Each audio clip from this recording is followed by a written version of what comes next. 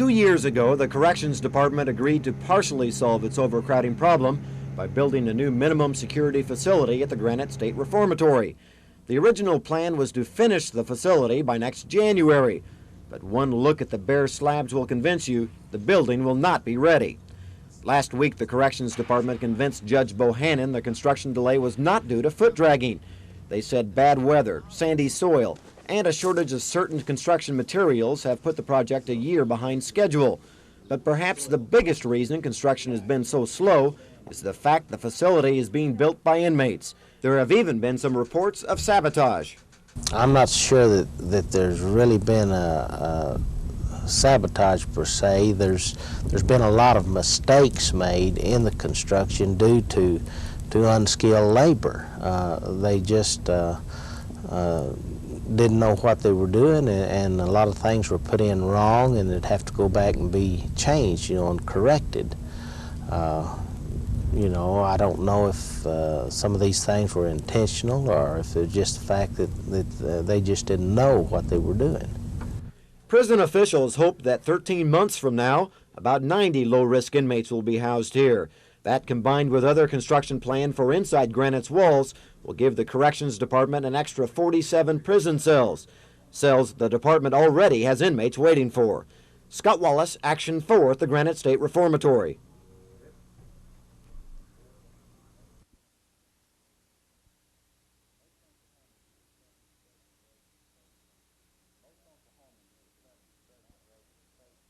For most Oklahomans, the effect of President Reagan's trade sanctions against the Russians is going to be more symbolic in its effects than economic.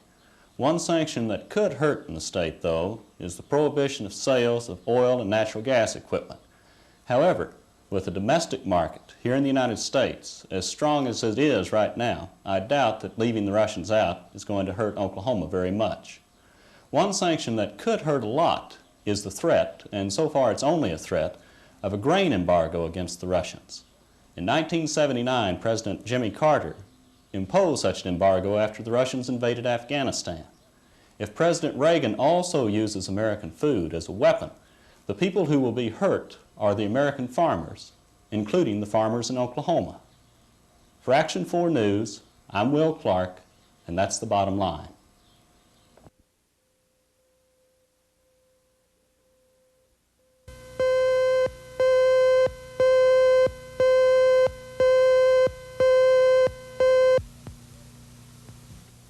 Director Milos Forman has brilliantly succeeded in transforming E.L. Doctorow's best-selling novel to the screen. Ragtime is at times complex, as is the novel. Set at the turn of the century, combining the social elements of that era, some of which are still around today, the mixture of fictional and historical characters, and with James Cagney's first film appearance in 20 years, you can't go wrong with Ragtime. The main focus of the film is on Coldhouse Walker Jr., a black ragtime piano player. He's played by Howard E. Rollins. His common-law wife, played by Debbie Allen, is a domestic servant for an upper-class family, which is headed by James Olson. His wife is played by Mary Steenburgen. Her brother is Brad Dourif. Rollins comes to ask Allen to marry him and to be with his son. This is my child. This is a cute little devil, isn't it? Where's Sarah? She doesn't want to see you.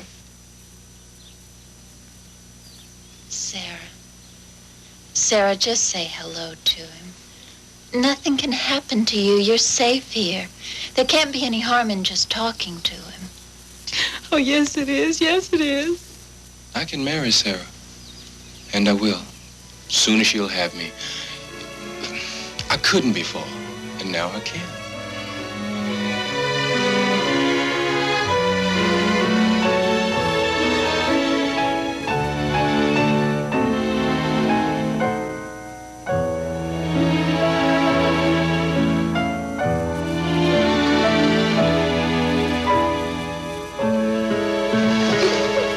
One day, Rollins drives by a fire station. He's forced to stop, and the firemen harass him and damage his new Model T Ford. The bigoted fire chief is portrayed by Kenneth McMillan. Rollins tries unsuccessfully to get legal help in getting his car cleaned up and repaired. But it's here we see the social problems he encounters. When Rollins' wife is killed trying to help him, it causes him to seek vengeance on society and the fire chief. He forms a black terrorist group who go on a rampage bombing firehouses. At one point, they take over a library filled with priceless artifacts. All Rollins wants in return is his car in its original condition, and he wants McMillan delivered to him. It's here we meet Police Commissioner Waldo, played by James Cagney, and naturally he works on a way to get the militants out of the library. And let me say here, Cagney is fabulous. It's so great to see him on the screen again. His acting is flawless. His portrayal is nothing short of excellent. Here we see Cagney's encounter with the bigoted fire chief. All right, come on, straighten up, Willie. Are you ready, Mr. Conklin? Ready? Ready for what? What do you mean? You know that someone's been asking for you, don't you? What is this? It's a joke, huh? It's a joke, right? No joke, Willie. The library over there is worth millions. So? And people keep telling me you're a worthless piece of slime. The only white man in Rollins' terrorist group is Durriff. He joins after Elizabeth McGovern ignores him and his advances. She's a light-headed beauty who becomes a movie actress. She's directed by a former artist turned director, Mandy Patinkin. Every single performance in Ragtime is excellent. Cagney gets my favorite vote. He's the real spark in the film. The script reaches out and grabs you. It's got drama and wit. The musical score is superb. With all the social messages, Ragtime is a major accomplishment. It's powerful and should be seen by all. I'm Dean O'Lally.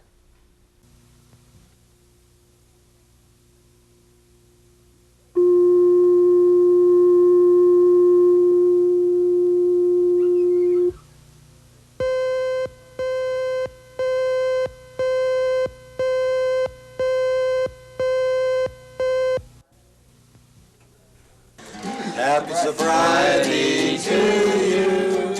Happy sobriety to you. This was not your typical New Year's Eve party. There was no alcohol.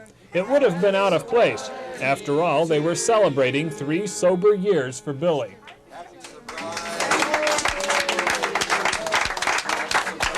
That's a goal a lot of the guests here look forward to reaching. All of them are either counselors or counselees at the Sobriety program of the City Rescue Mission.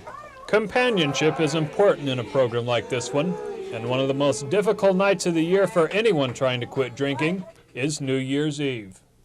That's true, and I think a lot of that would depend on the length of sobriety the individual would have had. If it's been, just recent weeks or months, why, the very idea of the name New Year's Eve would mean party time. But I think the longer that the sobriety would be, they would be less apt, I think, to get involved in any type of a party that would be, alcoholic. The cake is a symbol of celebration. For Billy and the other people here, celebrating a new year means celebrating a new way of life. It's a way of life they'll help each other maintain. Charles Schnetzer, Action 4.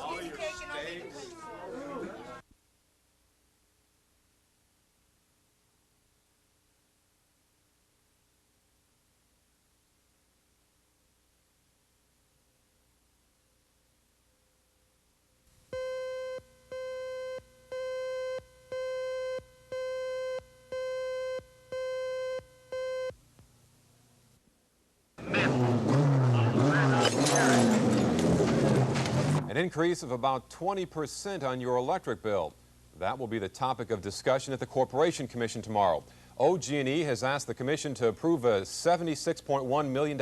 Good evening, everyone. Coming up in the Action 4 update, this story.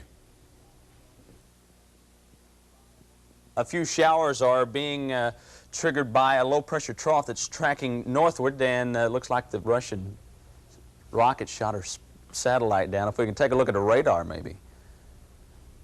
How about our current conditions? All right. While up at Stillwater today, Coach Jimmy Johnson shuffled his defensive unit a bit. Rodney Harding from Oklahoma City Millwood moves into starting defensive left end position. Thank you, Robbie. We're looking forward to it. Butch will be recapping the weather. Right here on live. I did not say that. Butch will be recapping the weather, and we're going to introduce a new weekly feature when Action 4 I love it.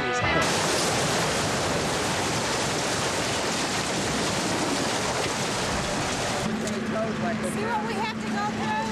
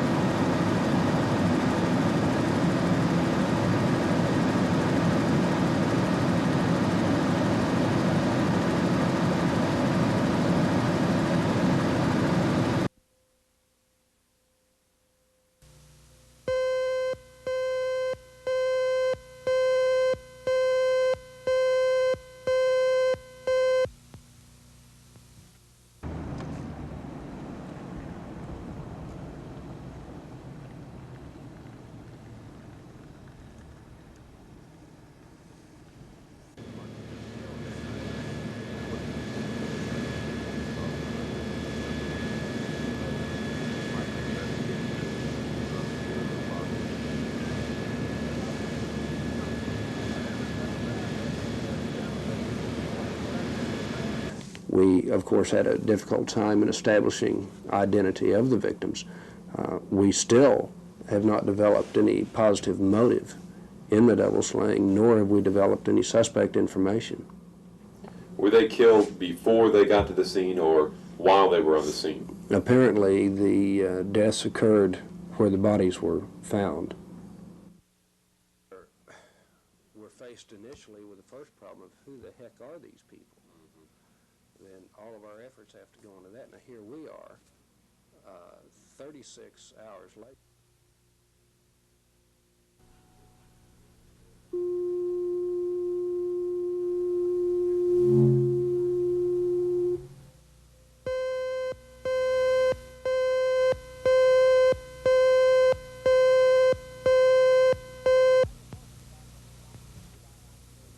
The Agriculture Department is optimistic about 1982, but that's certainly not the case as far as the National Cattlemen's Association is concerned.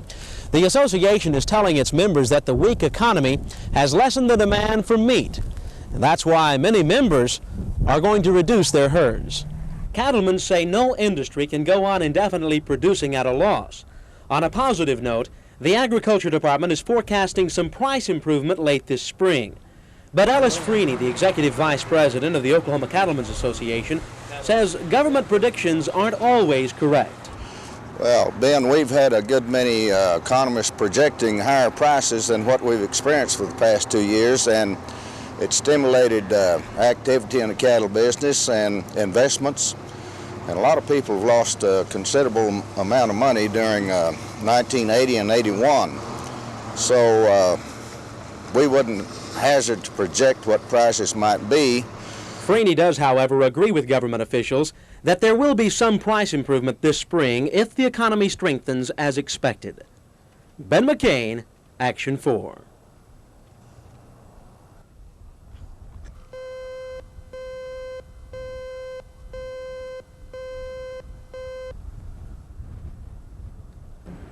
The state capitol was buzzing with activity today as the new legislative session got underway. Budget cuts, water problems, prison overcrowding, and the ERA will be only a few of the issues that legislators will battle in the new year. In his State of the State address today, Governor Nigh outlined his goals for the current session. At one point, he emphasized the responsibility that the legislature has in dealing with concepts, and that in his mind, the fair share is one concept that's vital to the state. People should be treated fairly. They should get their fair share. That's why I'm trying to build roads in rural areas as well as heavy, dense metropolitan areas. Fair share. That's why we're trying to get doctors, MDs, and osteopaths, and yes, nurses, into the rural areas to provide health care. Every issue is important to the future of Oklahoma, but the one that has received widespread publicity is the Equal Rights Amendment. Governor Nigh won an applause on that note. Yes, we've been very responsible meeting the rights and the responsibilities of all of those groups that I've mentioned.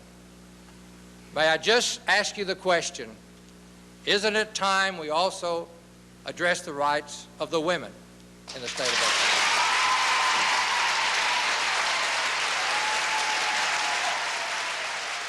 Before the governor's speech today, ERA supporters rallied again at the Capitol, making their views known. The campaign to win votes has seen a long endurance. Well, leaders in the House and Senate concur with the governor's stand, but they were a bit disappointed in the strength of his statement on ERA. I'm disappointed. I would have felt better had the governor given a stronger endorsement. However, we all know, and I think the public at large know that the governor does support ratification of the Equal Rights Amendment. I had hoped that he would have come down a little bit harder on the Equal Rights Amendment, but he did mention it, and I think there's no question what the governor supports the Equal Rights Amendment, and I, of course, join him in that attitude. In the morning, ERA opponents will unite in the rotunda and spend the day talking with their legislators. In fact, it may be the last chance they have to get a word in.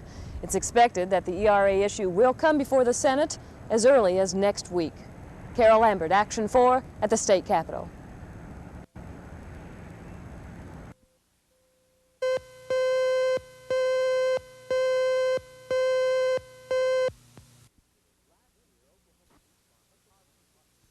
Last year, Oklahoma wheat farmers harvested what was considered a good wheat crop, but the price of wheat was certainly less than desirable.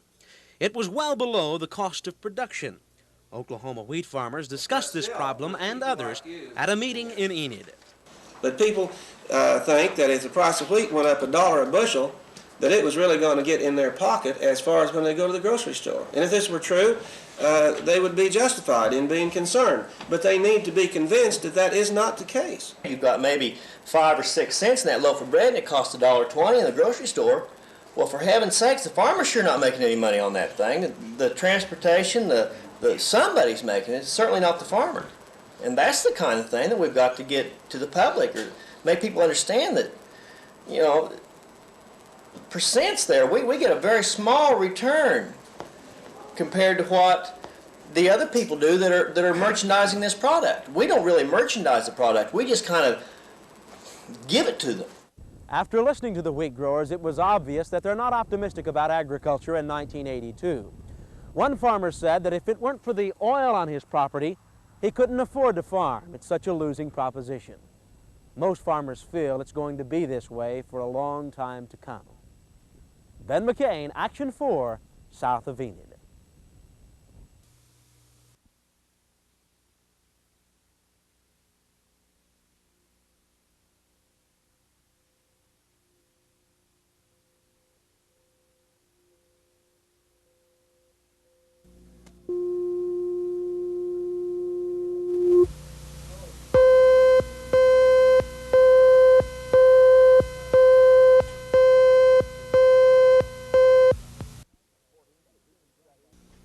Drug abuse, according to recent studies, is rampant in today's Navy.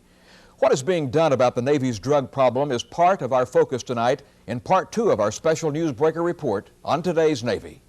Ever since the fiery crash on board the Nimitz, in which traces of marijuana use were found in those who died on deck, newspaper headlines have continued to rock the Navy with scandals of drug use, including a congressional survey on board the carrier Forrestal, finding 60% of those responding admitting drug use, some actually while on duty.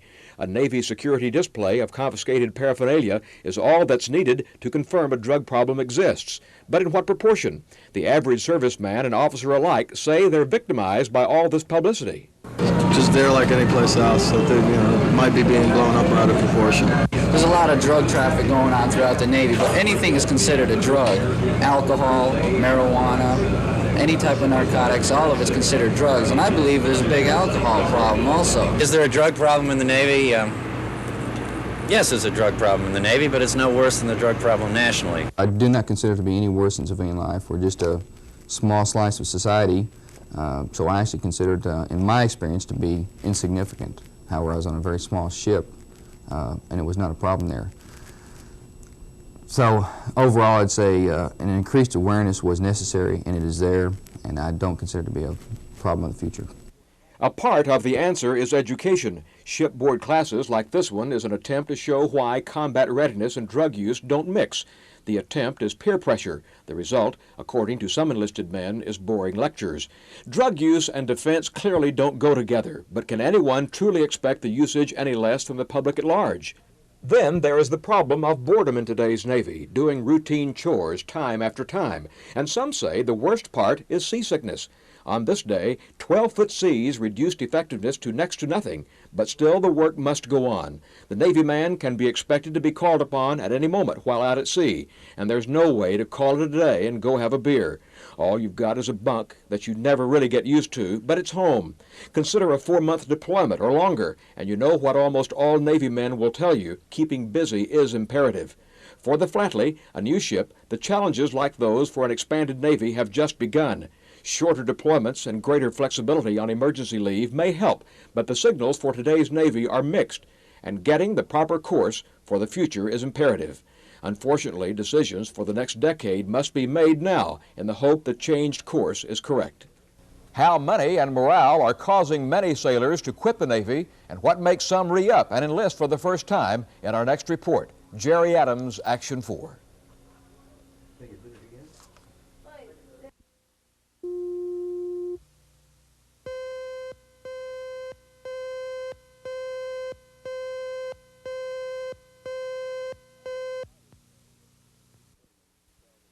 I would say that we certainly felt it was important enough from the point of view of the state that we did include it, as I mentioned earlier, in our standard presentation. We were in competition with other states for industry. We did want to be able to match the case that other states could make in terms of trying to attract industries, and this is one of the items which we certainly included in our presentation. We talked about the tax exemption, we talked about general tax rates, we talked about labor climate, we talked about productivity of workers. So I would say that in the half dozen or so items that we led off with in our presentation to industrial prospects, this was included as one. It was included in our slide presentations. And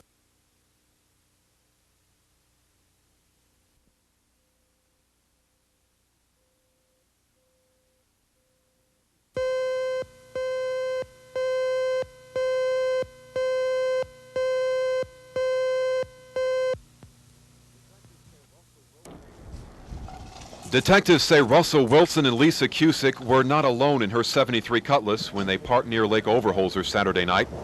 The killer was in the car with them. He or she used a large caliber weapon and a knife left on the scene. Wilson and Cusick were apparently leaving town or just returning. The car was packed with clothes, an overnight bag, and a makeup kit. Wilson, a pilot, also known by the alias of James Robert Davis, drifted between homes in Norman, Del City, and Jones, where Cusick lived. Del City detectives tell Action 4 they are checking reported drug traffic Wilson or Cusick may have been involved with. Oklahoma City authorities are aware of that alleged drug connection. Well, we believe that the drug business or their dealings in drugs could be a possible motive for the crime, but we haven't been able to positively establish anything right now as far as the motive is concerned. Is that the line you're pursuing, though? Yes, it is. The overnight bag in the car contains several maps, one of them of Miami, Florida. Del City detectives say Wilson may have traveled to Florida several times. They are investigating whether those trips may have been for the purpose of transporting drugs to Oklahoma.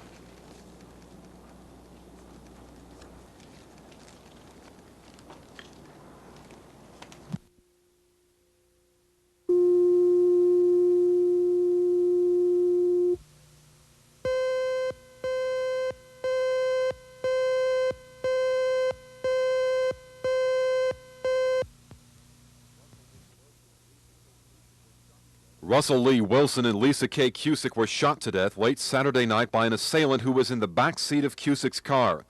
City detectives have finished a search of that car, finding clothes, an overnight bag, and makeup kit. Apparently the couple was ready to leave the city or just returning. A part-time resident of Del City, Wilson is believed to have traveled to and from the southeastern part of the country.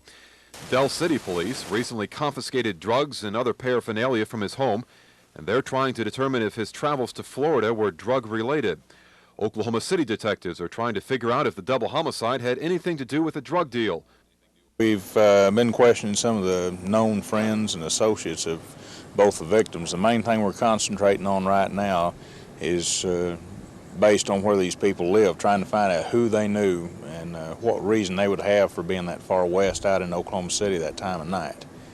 It seems that they probably knew someone or had some business dealings with someone out there, and that's what we're concentrating on right now. Andrews describes the suspect only as a white male. Several people are believed to have seen the man near the lake the night of the murders. But right now his identity and whereabouts are still a mystery. Larry Otis, Action 4.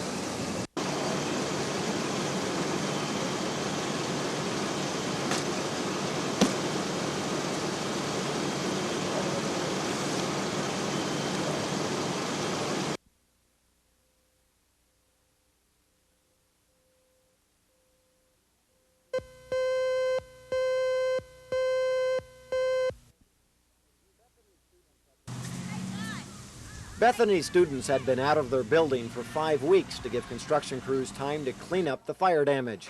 Now things are getting back to normal. Mrs. Woods' second graders are becoming acquainted with their new room.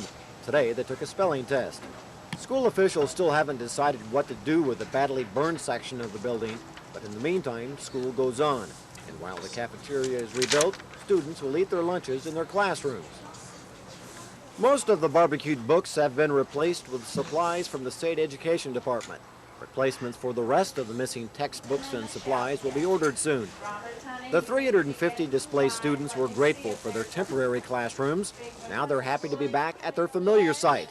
They're even willing to put up with a few inconveniences, like not having any dismissal bells.